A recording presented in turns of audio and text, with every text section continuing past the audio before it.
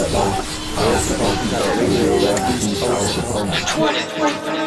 not entertained?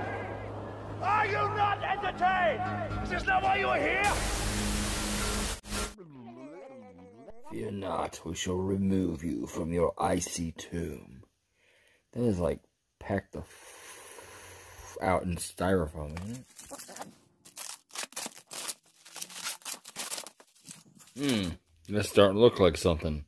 Let's keep going. There we go. Seems to be out of the package now. One bag removed. Why, this package from China seems to contain a Chinese sword.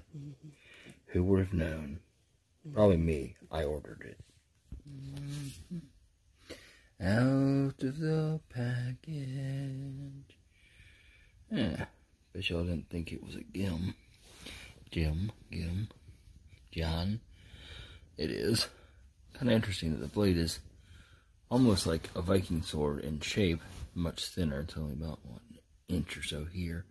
But it has double fullers instead of the single fuller. Has a Mokugi pin, strangely, as there's none on the other side. Odd. One thing I did notice was this weird construction of the guard, that the guard seems to be one piece, and there's this plate here that sits below what on a Japanese sword would be a habaki.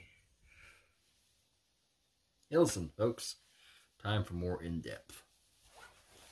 This scabbard is pretty hefty. It's not the wood. The wood's nice color. Darker than I expected, nice. But it's the fact we've got metal, and metal.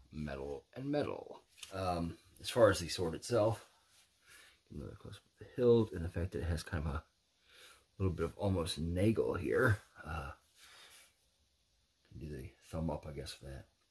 I found that trying to choke up the grip all the way on it is a little uncomfortable, as this here and this here kind of digging in my thumb and finger. And this part of the guard is a little bit diggy, but with a glove I think it'd be okay, or more of a, slightly thumb to the side grip or whatever. I'll experiment with it, but I think gripping here rather than fully choked up, which is really not much difference about here to here, is where you'd grip it. And this metal cap at the end has a lot of traction, but it doesn't seem to be sharp. I don't feel any bites there. Maybe a little. I'll see in test cutting if that makes a difference. One peg doesn't come out the other side, interestingly. Pretty solid. There's a little bit of rattling there. Not much, but it is a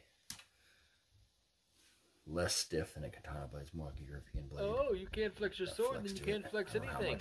This year's my but year. I like double-edged swords better anyway. So this year I found this on eBay. It was about $100 with shipping. I ordered it, and it has arrived from China in a little over a week, even though they told me it wouldn't be here until sometime after next week at the earliest. Cool. So to compare this to something, let's start with the dollar katana. Now, 1045 steel, so beginner stuff. But the hilt has real ray skin, cotton wrap. It's not bad. It feels decent in the hand. And now comparing these two, and this one, I would say honestly, feels much like a typical katana. It's got the point of balance out here. And the weight and feel of it, it feels just like most katana. I mean, comparing those two, we have Tsuba to Nagel area. About the same, a little bit longer in this hilt. The blades are, if I can get that in camera, I cannot. Let's do it sideways. Roughly the same length, right? Okay, yeah, a little bit longer. No, back them up. There we go. Yeah, about the same. Okay. It's very difficult. I didn't plan this out very well. So essentially this is in katana range and moves and feels much like a katana in the hand, where you're but the major difference is we don't have the curve, so it moves a little differently when you reposition. But since I'm not a Chinese or Japanese swordsman, I don't know, but it feels similar. It's that's my door. I'm sitting in my closet, but it kind of maneuvers a lot like a katana, but it's essentially like Tang. Tang were, as many people theorize, the predecessor to the katana from China. Has a straight blade, tanto-like point, rather than having this swooping tip. Now, comparing to my better katana, which is still not a spectacular katana by katana standards, but it had this lovely red scabbard. Also with real race skin, it does have a bit of hourglassing to the handle, cotton wrap, Musashi style guard, and steel. I'm a minimalist in decoration, so I like the minimal guards too. Yeah, definitely can tell this is a little lighter, and that's what's expected, but certainly not so much so that you're like, oh, this does feel good in the hand. I think. I don't know what I said. Balance point wasn't this one. I don't know if I should. About right there. So that's what, maybe 5.5, 6 inches out, maybe. Bring it to my Jikdo, the minimal Suba in this nice fancy.